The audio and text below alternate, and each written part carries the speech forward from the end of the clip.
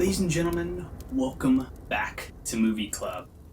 Last week we had a super dense and tough film with A Hidden Life. And as we approach the end of the first season of Movie Club, I really wanted to do something else that would also be a very meaty film, but, a little bit more fun with the themes that it's engaging and the way in which it engages it.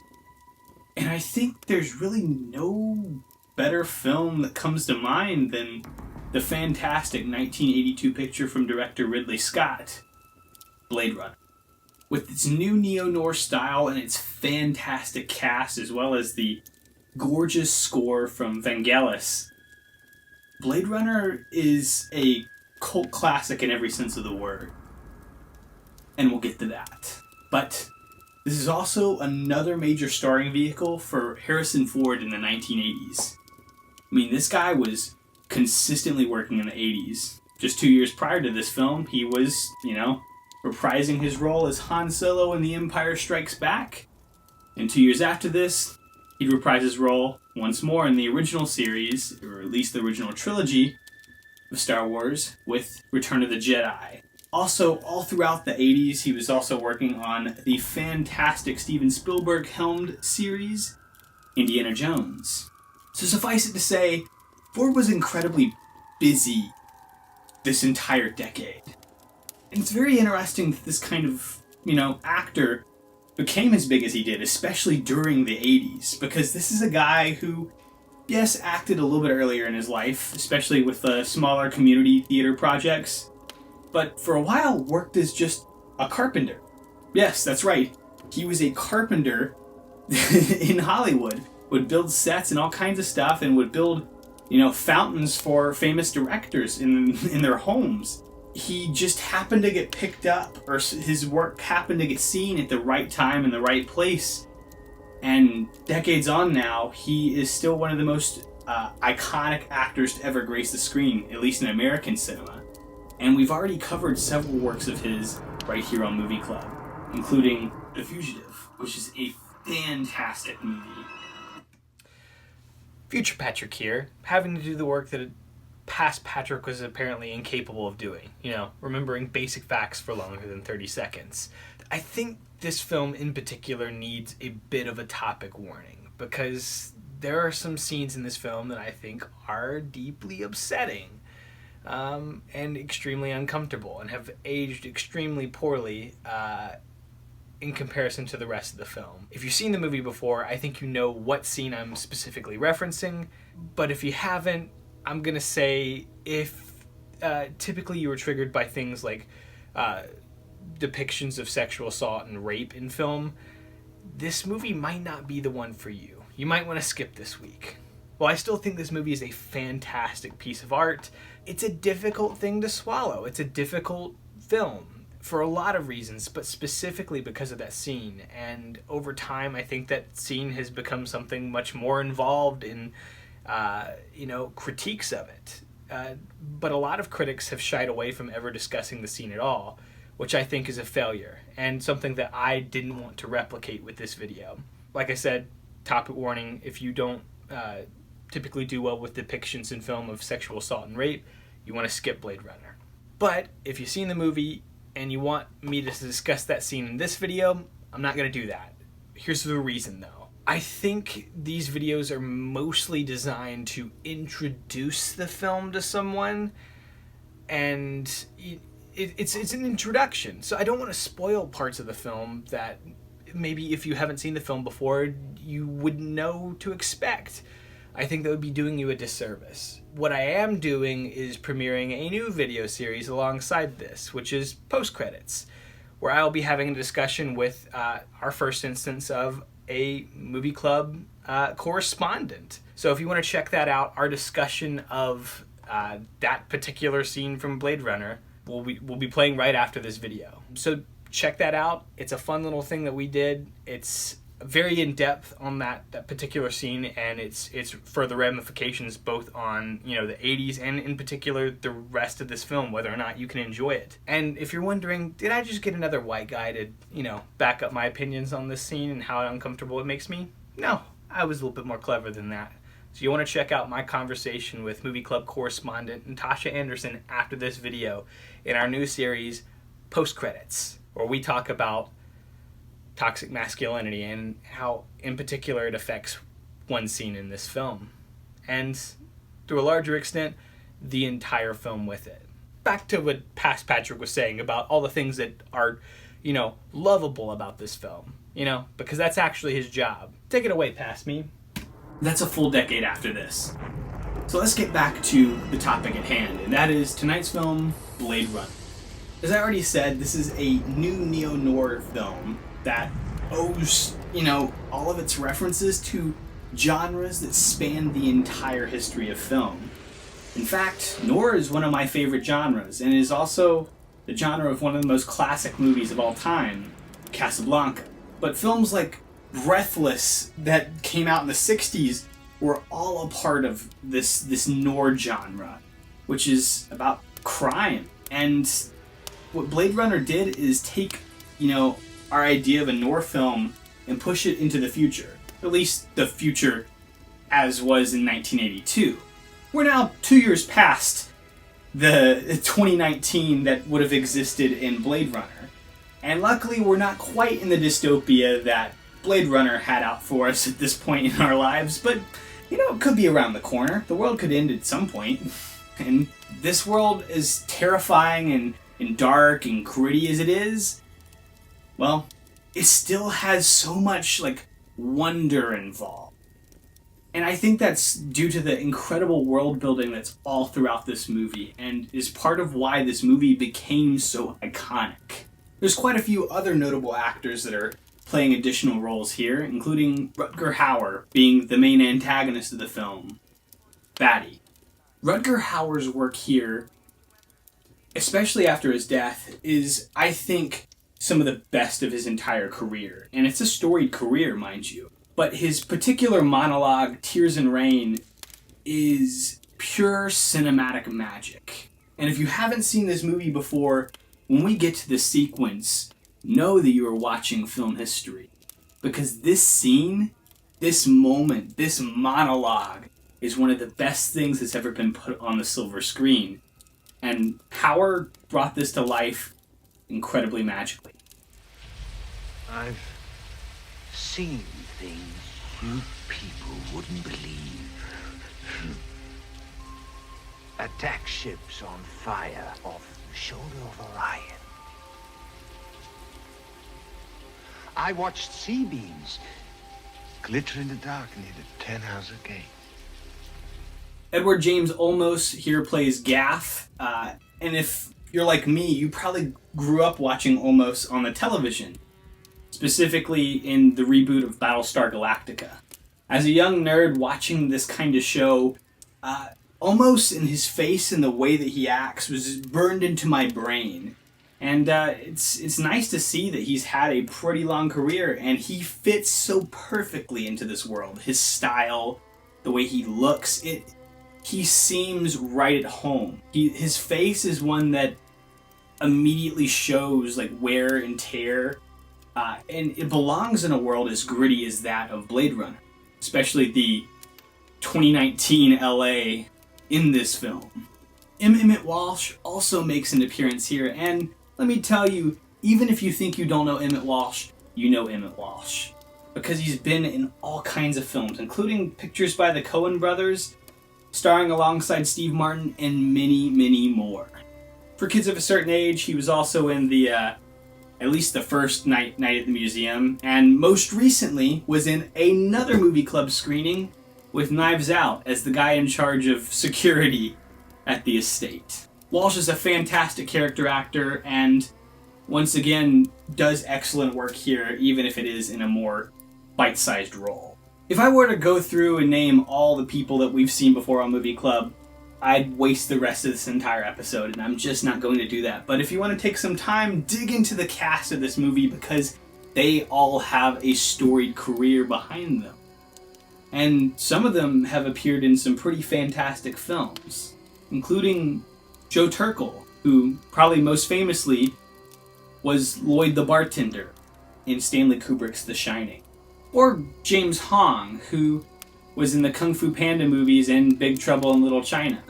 But in talking about Blade Runner, I would be remiss to not mention the other main star of the film, and that is the actress that plays Rachel, Sean Young. Harrison Ford, who plays Rick Deckard here, and his entanglements with Rachel in this picture are what makes up a lot of the main, themes of this movie. It's that relationship that helps explore what makes someone human, but also engages with the deeper themes of this picture. So what is this picture about? You might be asking if you've never seen it before. Well, I'll sum it up as quick as I possibly can, because this is a rich film and a rich story. The best way to describe it is, at this point in human history and human evolution, we've designed these humanoid robots known as replicants that are supposed to do labor that is undesirable to the larger human populace. But recently, replicants have been escaping off-world colonies where they're supposed to do this work to try and live their own lives, to live peaceful existences apart from this awful, arguably slave labor that they've been forced into. Their entire existence is predicated on fulfilling these types of labors. And when a particular group, headed by Roy Batty, who's played by Rutger Hauer here, heads back to Earth to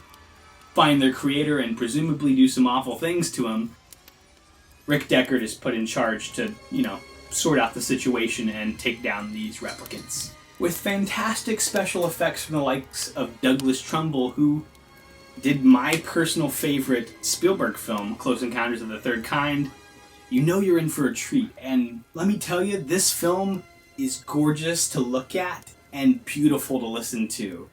And the performances and story inside are just that much more rewarding. I would be remiss to not mention the fact that technically Blade Runner is based on a story by Philip K. Dick, known as Do Androids Dream of Electric Sheep? And Dick's work is no stranger to the silver screen at this point. While this was the first major adaptation of his work, since then, works like Minority Report and A Scanner Darkly have both been brought to the screen to, varying degrees of success. Technically, this film didn't do all that well when it first was released. And there's a lot that goes into that. So let's dig into that part of this film's history, because like I said in the intro, this is a cult classic for a reason. It's a classic now, but upon its release, well, let's just say it didn't go well. There's a reason there's 7 cuts of this film. Maybe an 8th out there as well, but let's just stick with the 7 that we know. In early 1982, there is what is known as the work print prototype version of this film. It was the film that was screened to test audiences, and, well, let's just say it didn't do well. And there's probably a reason that most directors hate advanced test screenings. They really do, because oftentimes studios do it without the permission of the directors and then use the information they get from those screenings to influence how the film turns out in the end. Now you might be saying, that seems reasonable. Screen the film in advance, see what does well, see what doesn't do well, and then make the changes. Here's the problem that you probably haven't thought through yet if you're not in the business. They typically just invite a bunch of random people. People that hate sci-fi movies often get invited to these advanced test screenings. People who won't like these films get invited, and in their criticism and their vision of the film is often prioritized the same as other people's. And to just further prove my point, this work print prototype version was later screened in the 1990s, and audiences loved it. The second version of this film is the San Diego sneak preview version. This is a version that was only screened once in May of 1982 and has never been seen again since. It mostly added 3 additional scenes that, honestly, you could take them or leave them. They seem like they don't add a whole lot.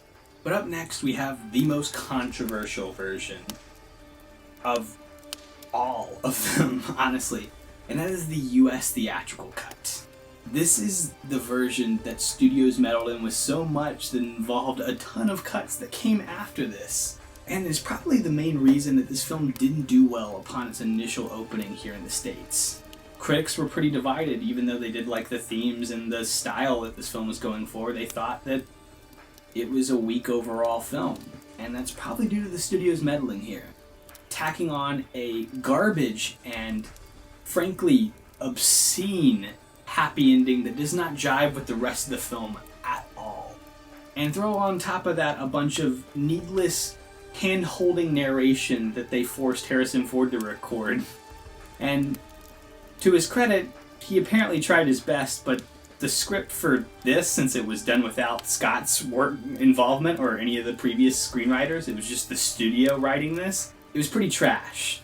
And you can tell it in his performance that, you know, it doesn't work. In an interview with Playboy, Ford insisted that he didn't give a bad performance to make it to where it was unusable, but if he had, clearly the studio didn't get that and put it in the film anyway. I'm a huge fan of sci-fi films and just films in general that don't take the time to really hold your hand and allow you to explore the themes to your own level. Whatever you're capable of understanding at the time is what you bring to it. I think it's best when it doesn't tell you everything, it doesn't give you all the answers, it forces you to engage and work with the material yourself. It's an active viewing experience. Also in 1982 is the international release version, which includes scenes deemed too violent by the MPAA, but apparently they were fine in every other corner of the world, so they're in that cut. That's really the only appreciable difference here. It's not that much longer, and really it's just the extra stuff.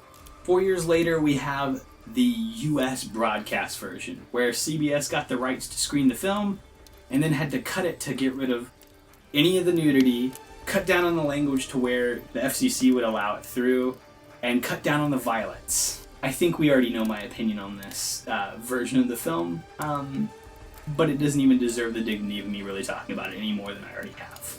In 1992, a full decade after Ridley Scott premiered the version that was completely out of his control, with the theatrical version, the director's cut was released. But there's a little bit more to explain here. In 1990 and 1991, Warner Brothers started rescreening, unauthorized mind you, the work print prototype version of this film. Obviously, Ridley Scott was not exactly thrilled about a unfinished version of his film being screened around, because it's an unfinished work. It's like if someone took a picture that Picasso was working on and just put it up in a gallery. That's rude and, you know, kind of sleazy. Some of the main reasons that Scott ended up disowning this version of the film were that it was missing a scene that he thought was vital to understanding the entire picture, and also it was missing the score from Vangelis at the end.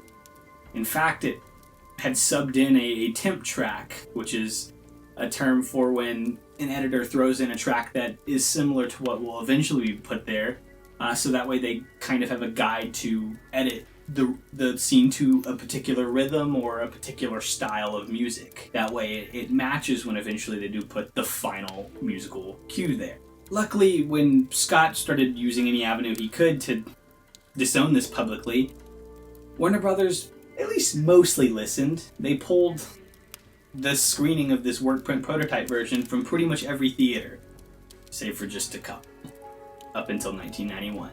But this did generate some good, because Scott got to give notes to Warner Brothers, which they then used to make the director's cut. And that is also a bit of a confusing statement, because technically the director's cut is not the director's cut. It was done with the director's involvement, but the director still did not have final cut over this version. So it was kind of a weird marketing ploy to now use the cult status of this film to get people to go back to theaters and see this new version. And director's cut implies it's a better version, a more true experience to what the director originally intended. But this was a marketing lie yet again through Warner Brothers. But this version of the film did have a lot of things that moved in the right direction. It got rid of all the hand-holding narration that didn't match with the rest of the film and took away from a lot of it. It added in a bit of a dream sequence with the unicorn, which, if you've seen the movie, you know what I'm talking about. And it also got rid of that godforsaken happy ending that just doesn't match with this film. But once again, this is not a true director's cut. Ridley Scott did not have final cut over this version. Warner Brothers was still very much in charge, and this is their version of the film. So to call it a director's cut is kind of a backhanded way to sort of give the director some control, but also to really just be like, give us your money. Which brings us to the final cut from 2007. This is considered the truest experience of Blade Runner, which is what we'll be screening tonight. This is the version that any self-avowed fan of this franchise, or even just this movie, will tell you if you're going to watch it, watch this version. It's the only version I'll allow to screen here, because those others contain weird stuff and studio meddling, and I just don't want to have a part of Movie Club. I want this to be a celebration of the best of cinema, and those other versions frankly bastardize what is otherwise a really great movie, and I'm not going to waste your time with that. So finally, on the 25th anniversary of this film premiering, originally theatrically, Warner Brothers teamed up with Ridley Scott one last time and gave him final cut privileges. This film is named after a particular privilege that is granted to directors that have a long-standing record of either making hits or at least being monetarily profitable for studios. This is a privilege that first-time directors often don't get, and less seasoned directors never will. Final cut is a privilege that is given to a director which effectively states that they get to override any studio meddling and submit their final version of the film, and it's contractually obligated. The studio can try and refuse that film, but that's the version they're getting. They want to re-release it later with their own cut or some other person re-editing the film to make it different. They can do that, but the theatrical release is going to be the director's cut. After several years in development hell due to financial and legal disputes, Scott was finally able to present his full vision for what Blade Runner could be. A full 25 years after the original film premiered. A full me from the time that this film premiered. That's insane. It took them so long to get to the version that is considered definitive, but thank God we did, because this is a world that is so fun to experience and live in, and it's so fantastical and fully realized, and I don't think that we would have gotten it without all this hard work by Scott and co. to finally get us this version of the film, because this film fixes a lot of pacing issues, allows more time for a scene to truly build out a world and to give you time to experience these characters within that world. It also adds back in all those extra violent scenes from the international cut that's finally back here. As I said, all the changes that were made in the director's cut move over to this, so none of that god-awful narration, that's all gone, and we get all the great stuff here. This is the definitive version of the film, and it's a really well-made movie. And I'm so glad they finally were able to put it together in 2007. A completely different millennium from when they started this movie. And we're talking about a director that knows what they're doing when it comes to the sci-fi genre. I mean, Ridley Scott did direct Alien after all. He's kind of responsible for some of the best sci-fi that we've ever seen. And honestly, we have to give him credit where credit is due. While you might not like some of Scott's more recent work, he is profoundly great in the director's chair. And he's created quite a few iconic films over the years. Alien, Blade Runner, Gladiator, and many more. This is an artist, I would argue, at the top of his craft. And while it took him a long time to get his vision to the silver screen, I think the wait was deserved. And I think you're going to agree after you see this film tonight. Because we here at Movie Club are deeply proud to present tonight's film. The fantastic 1982 picture from director Ridley Scott, Blade Runner.